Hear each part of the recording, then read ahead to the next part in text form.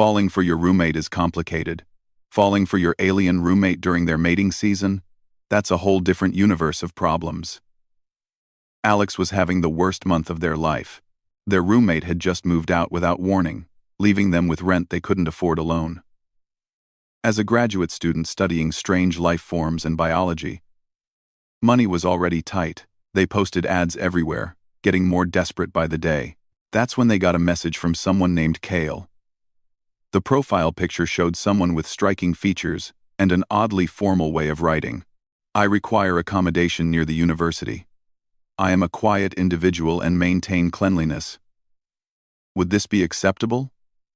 Alex didn't care about the weird phrasing. They needed help with rent, and they needed it fast.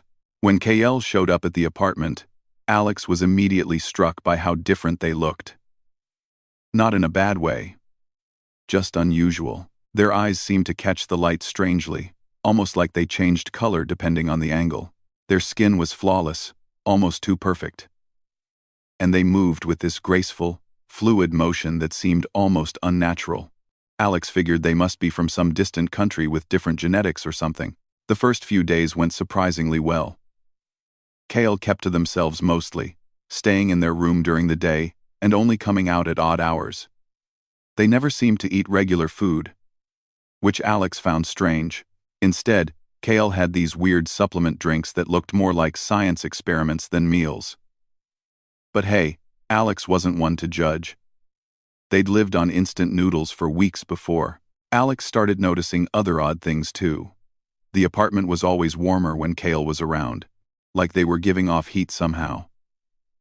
Sometimes at night, Alex could see a faint glow coming from under Kale's door, and Kale asked the strangest questions about normal things. Why do humans insist on sleeping at night? Or, is it truly necessary to consume food 3 times daily? Alex just assumed it was a cultural difference. 3 weeks into their new living arrangement, everything changed. Alex was sitting at the kitchen table, buried in textbooks about alien biology, and trying to understand some complex charts. It was late, almost midnight. And they figured Kale was already asleep. Then they heard a loud crash from Kale's room.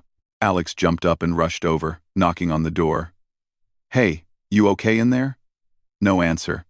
Just some strange humming sound, almost like electricity buzzing. Alex knocked harder. "Kale? I'm coming in if you don't answer." Still nothing.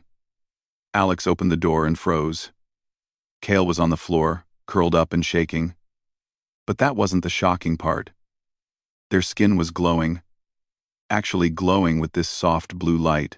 Their eyes were wide open but unfocused, and they were breathing hard like they'd just run a marathon. Alex rushed over, their medical training kicking in despite their shock. They checked Kale's pulse, which was racing way too fast. Their skin was burning hot to the touch. "What's happening? Should I call an ambulance?" Alex was panicking now, pulling out their phone. Kale's hand shot out and grabbed Alex's wrist with surprising strength. "No," they gasped. "No hospitals. They can't help. They don't know what I am." Their voice was strained, barely above a whisper. "What you are? What does that mean?" Alex felt their heart pounding. This was crazy. People didn't just glow. This wasn't possible according to any human biology they'd studied.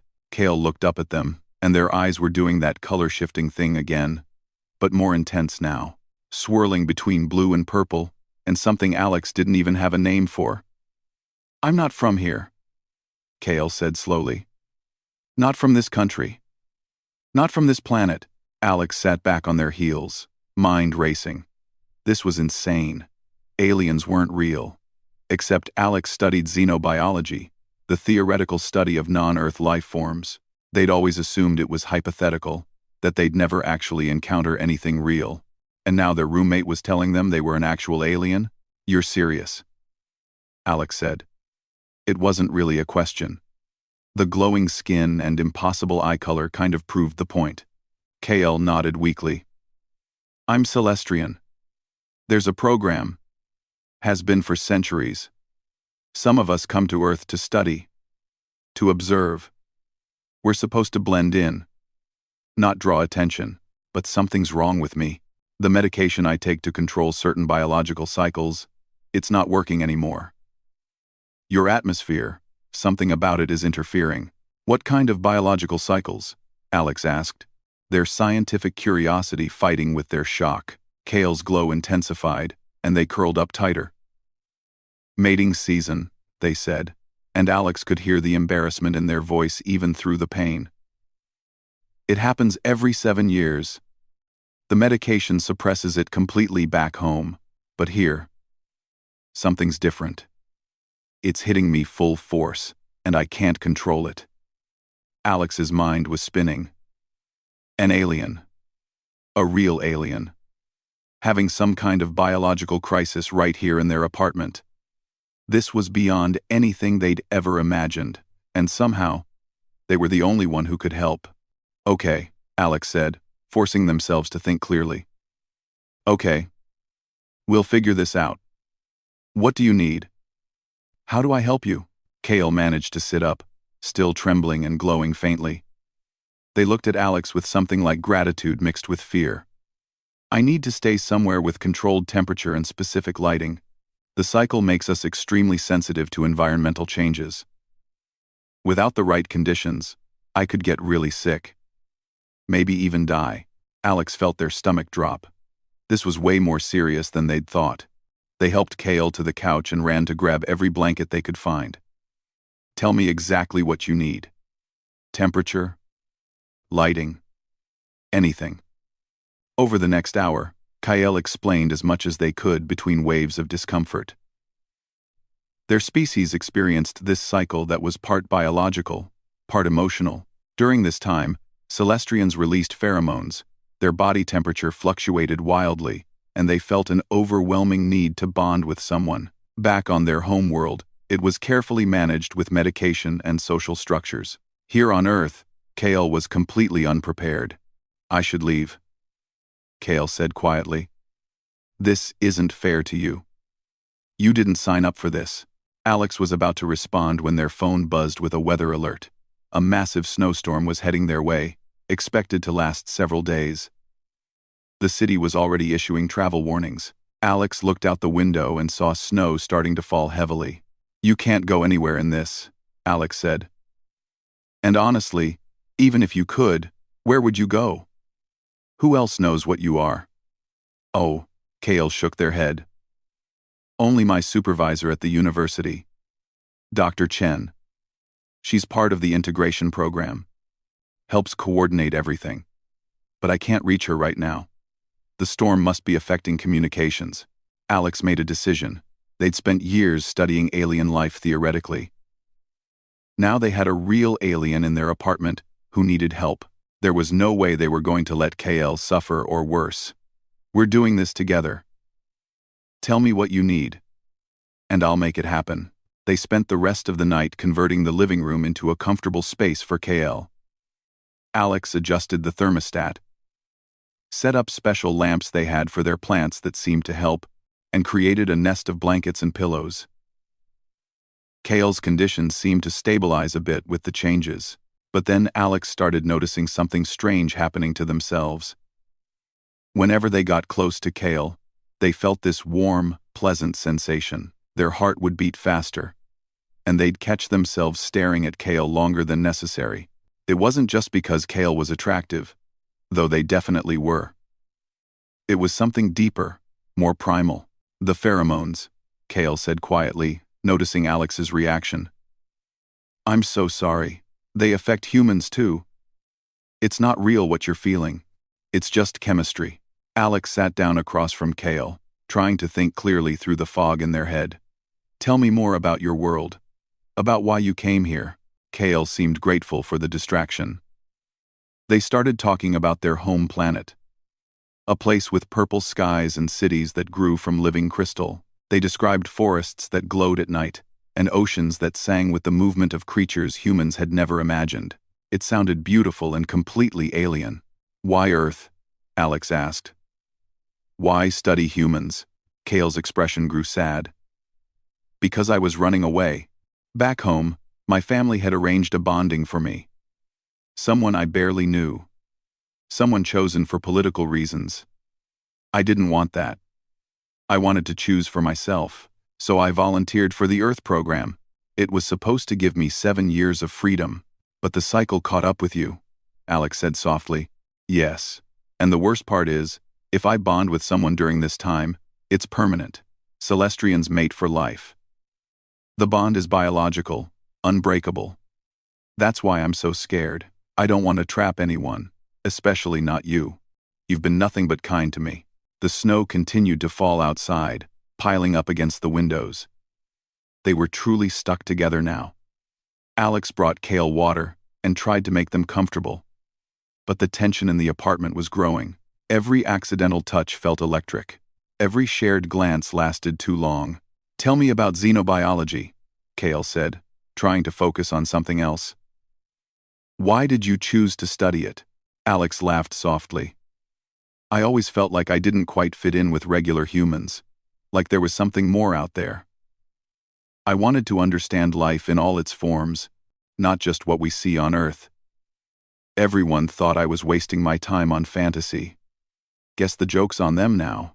Kale smiled, and even in their uncomfortable state, it was beautiful. You're different from most humans I've observed. More open, more curious, less afraid of what you don't understand. I'm terrified right now, Alex admitted. But that doesn't mean I'm going to run away. As the night wore on, they talked about everything. Kyle shared more about Celestrian culture, their views on connection and bonding. They explained that for their people, true bonding wasn't just physical. It was about soul resonance, about finding someone whose energy matched yours perfectly. It was rare and precious, and usually took years to develop. Alex found themselves opening up too, sharing things they'd never told anyone. Their loneliness, their failed relationships with people who thought they were too weird or too obsessed with their studies, the way they'd always felt like they were waiting for something they couldn't name. Around dawn, Kale's temperature spiked again. Alex had to help them with cool cloths and constant monitoring.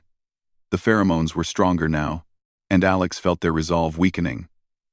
But every time they got too close, Kale would pull away, even through their discomfort. Why are you protecting me? Alex asked. I'm an adult. I can make my own choices. Because right now, your choices aren't fully your own, Kale said through gritted teeth. The pheromones cloud judgment. I won't take advantage of that. I won't. The storm raged on for 3 days straight. The city was completely shut down, buried under feet of snow. Alex and Kale were trapped in the apartment together. And with each passing hour, the situation became more intense. Kale's condition kept fluctuating between stable and critical, and Alex barely slept, constantly monitoring their alien roommate.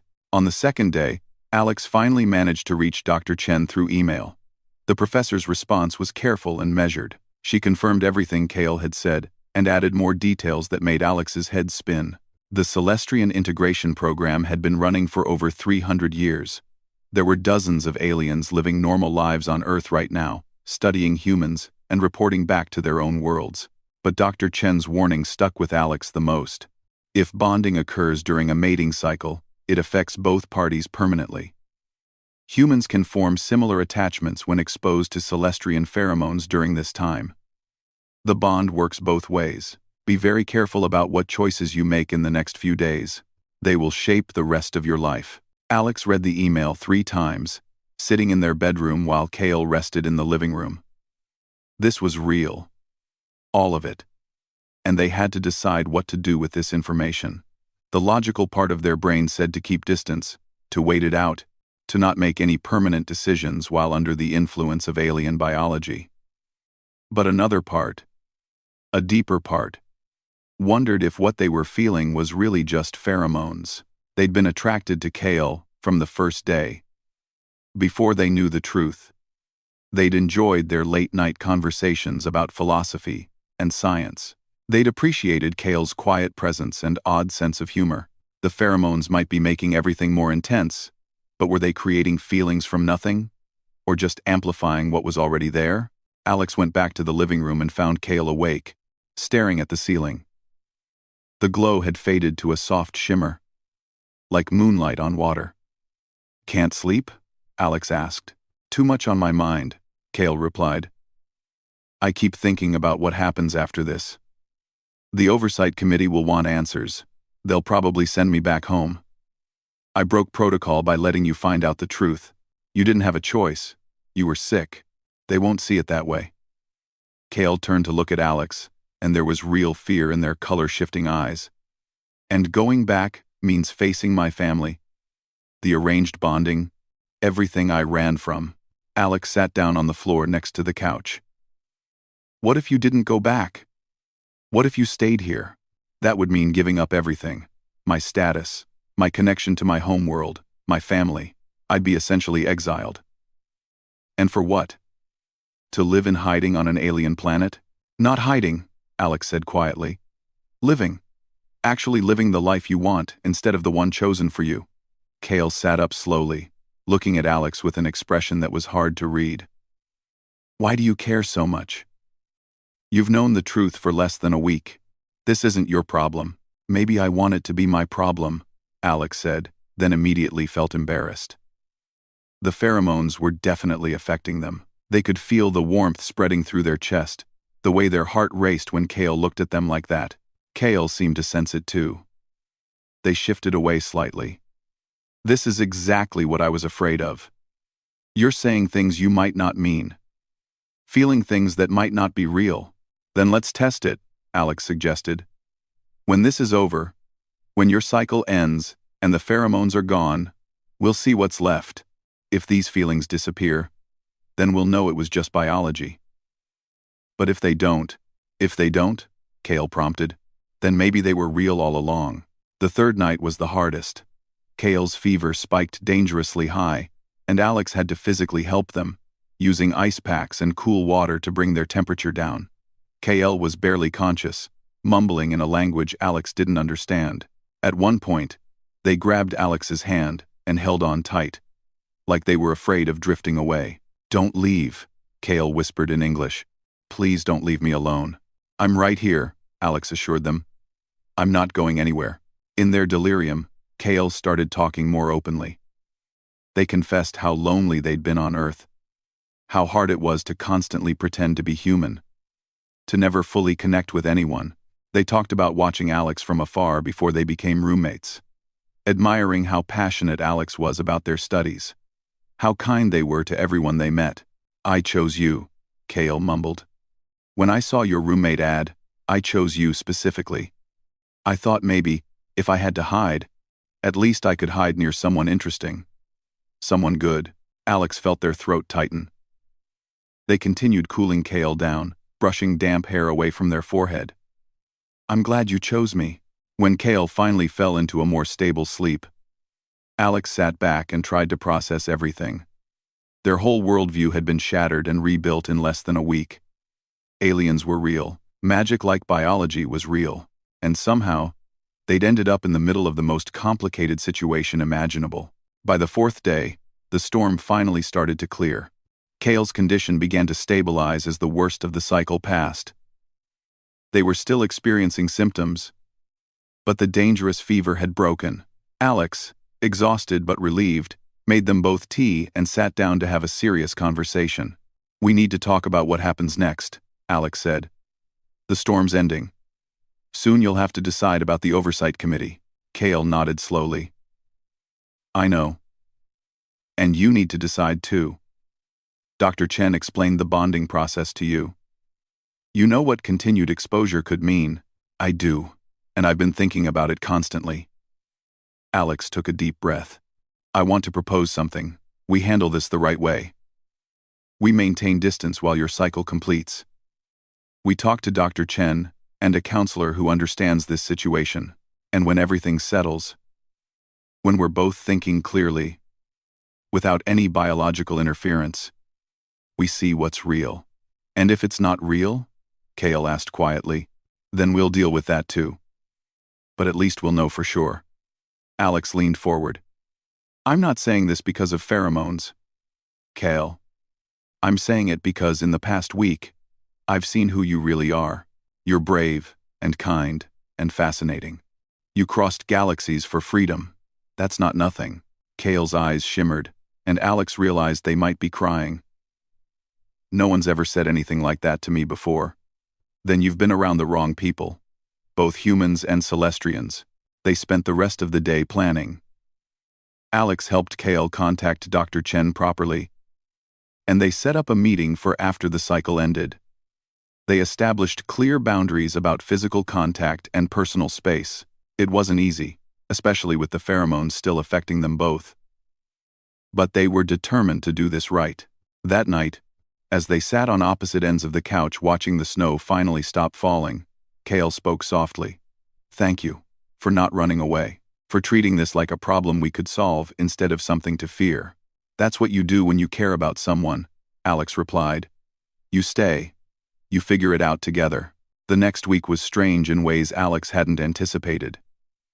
Kale's cycle was gradually subsiding. But it wasn't a quick process. The glow faded to almost nothing, appearing only occasionally when Kale was stressed or tired. The pheromone effect weakened day by day, and Alex started to feel more like themselves again. But that's when things got really complicated. Because the feelings didn't go away. Dr. Chen came to the apartment once the roads were clear. She was a small woman with sharp eyes and an air of authority that made Alex sit up straighter. She examined Kale thoroughly, asked pointed questions about their symptoms, and then turned her attention to Alex. "How are you holding up?" she asked directly. "Confused, overwhelmed. Surprisingly okay considering I just found out aliens are real," Alex answered honestly. Dr. Chen actually smiled at that. "You're handling it better than most would. But we need to discuss the complications. The oversight committee knows what happened. Kale broke protocol by revealing themselves to you." Kale tensed beside them on the couch. "What's the decision?" "They're giving you two options. Return home within the month to face consequences, which will likely include the arranged bonding your family has planned, or request permanent Earth residency, which means giving up your citizenship rights and your connection to your family. You'd be essentially on your own." The room fell silent. Alex watched Kale's face, seeing the conflict there. This wasn't an easy choice. It was their entire life, their entire world, on the line. "There's a third option," Dr. Chen continued. "You could request extended research status. It's rare and requires significant justification. But given your circumstances and the fact that you've made contact with someone in the xenobiology field, there might be grounds for it. You'd be on probation for a year. But you could stay. What would that require?" Kale asked carefully. "Full cooperation with the integration program, regular check-ins, and you'd need to work with Alex on legitimate research that benefits both worlds. It would have to be real, substantial work. And abound." Alex's mind was already racing with possibilities. "I'm literally writing my thesis on theoretical alien biology. Having access to actual information, actual data, from a real Celestrian, that would be groundbreaking.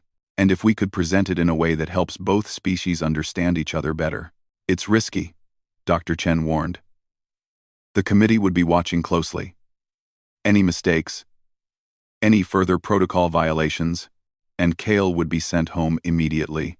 "I want to try," Kale said firmly. "I want to stay, if there's any chance." Over the following days, they started working on the proposal together. Alex poured through their research notes, while Kale provided information about Celestrian biology, culture, and science. It was fascinating work, and Alex found themselves genuinely excited about it. Not just because it kept Kale on Earth, but because it was incredible research. They also started counseling sessions with Dr. Chen, who specialized in integration psychology. She helped them understand what had happened during the cycle, how to separate biological influence from genuine emotion, and what a potential relationship between a human and a Celestrian would actually look like. "It's not impossible, Dr. Chen explained during one session. "We've had successful human-Celestrian bonds before, but they require work, communication, and understanding that you're dealing with fundamental biological and cultural differences." "What about the permanent bond thing?" Alex asked. "Is that real?" "Very real. If bonding occurs during a mating cycle, It creates a biological connection that neither party can break. It's not just emotional attachment.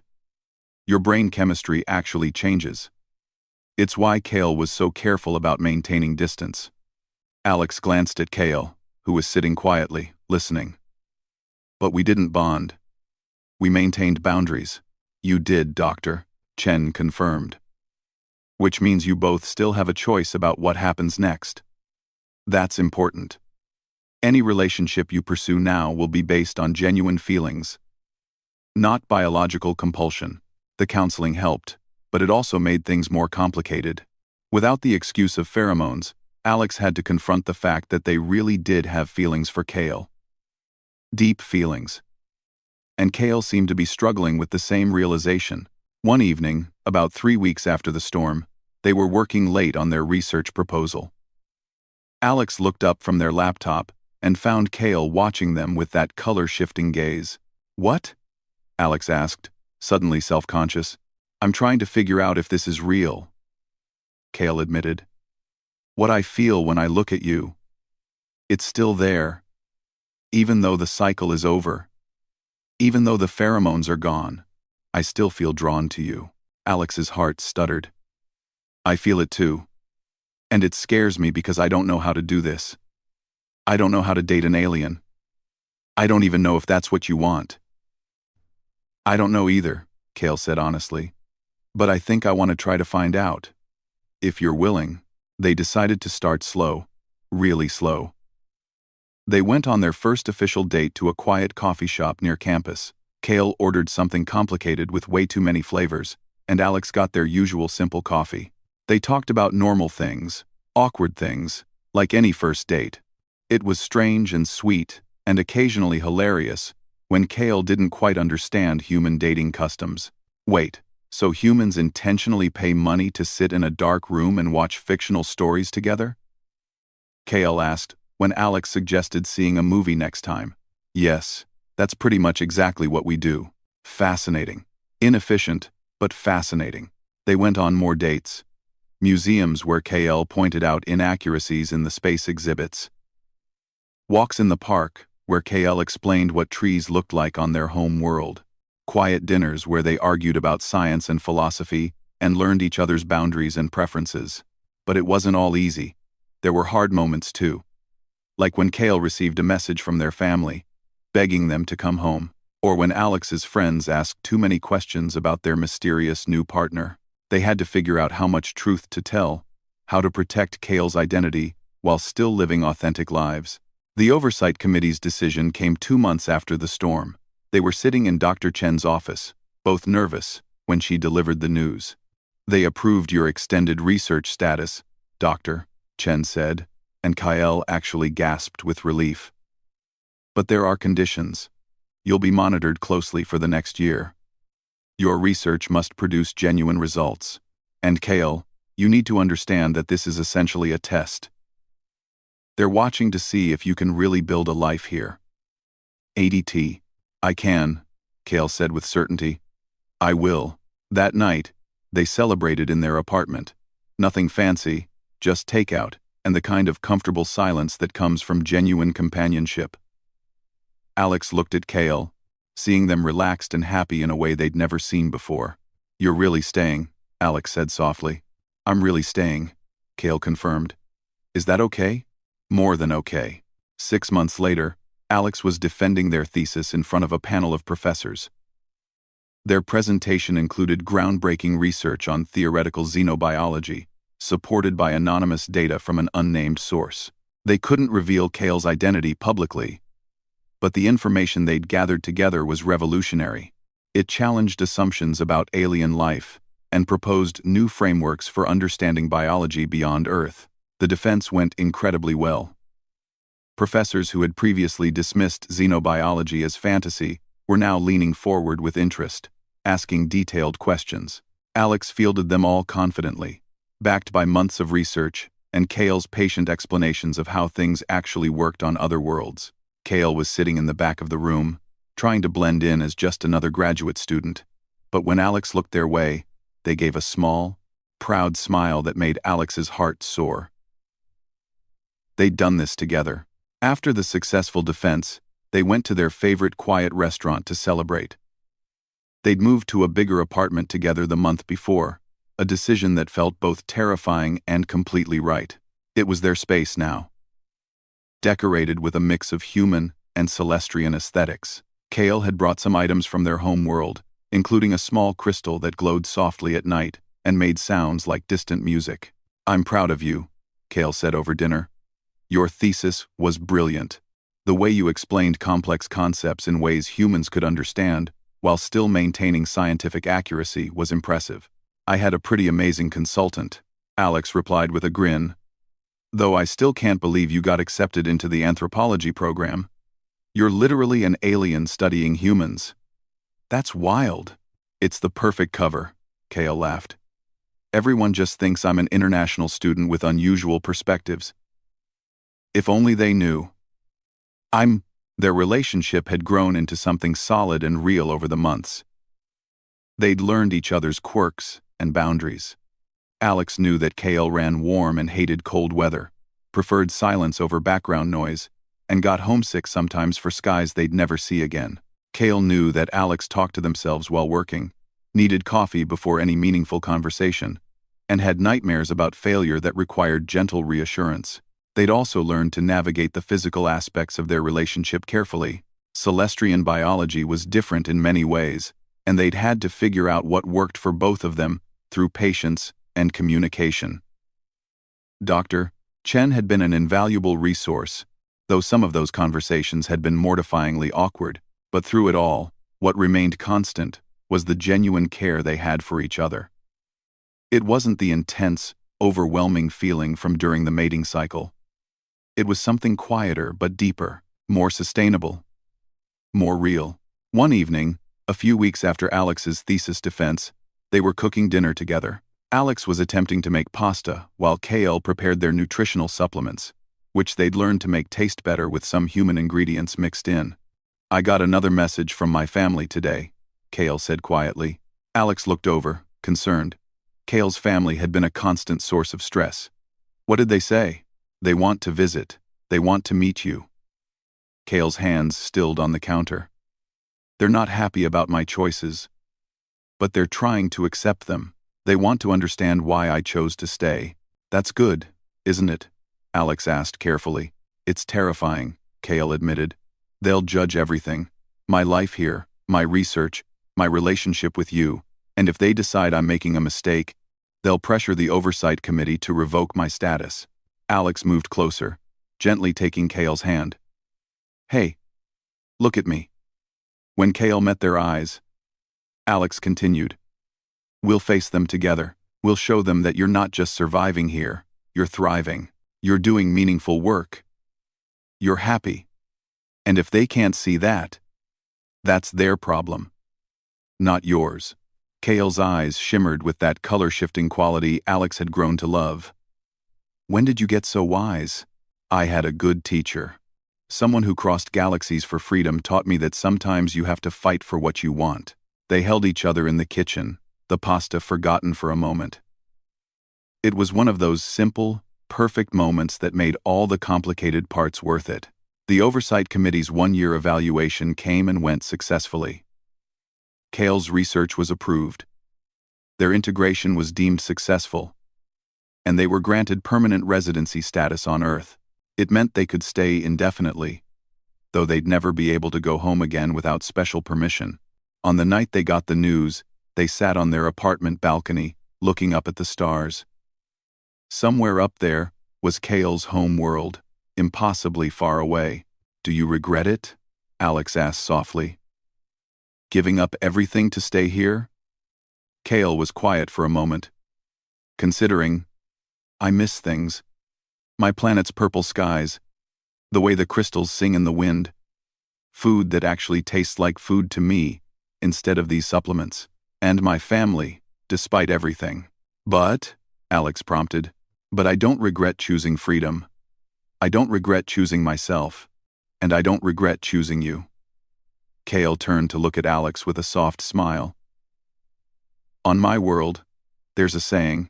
It translates roughly to, 'Home is where your soul recognizes itself.' I used to think that was just poetic nonsense, but now I understand.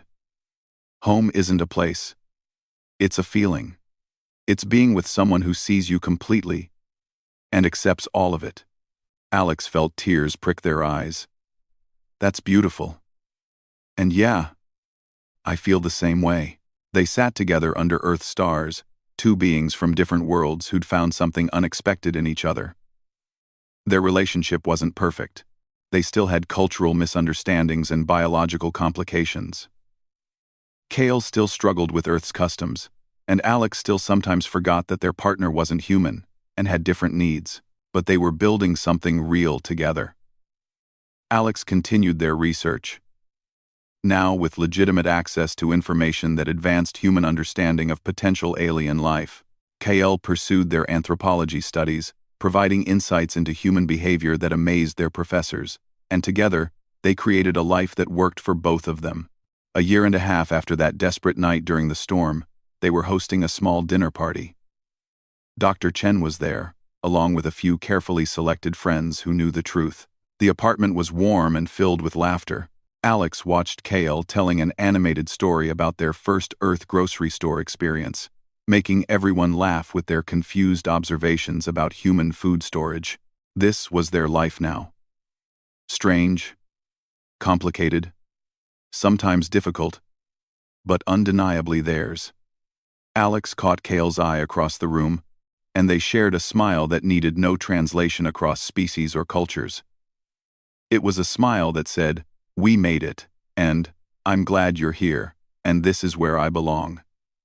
Later, after everyone had gone home and they were cleaning up together, Kale pulled Alex into a gentle embrace. "Thank you," they said softly. "For what?" "For not running away that first night. For choosing to stay when things got complicated. For seeing me as more than just an alien roommate who happened to have a biological crisis." Alex hugged them tighter. "Thank you for trusting me, for letting me in, for being brave enough to stay." They stood there in their kitchen, two souls from different worlds who'd found each other in the most unlikely circumstances. It hadn't been the meeting either of them expected. It certainly wasn't easy, but it was real, and it was theirs, and that made it worth everything. Outside, Earth continued spinning through space, home to countless stories of connection and belonging. And in one small apartment, an alien and a human built a future together. One day at a time. Proving that sometimes the best relationships come from the most impossible beginnings.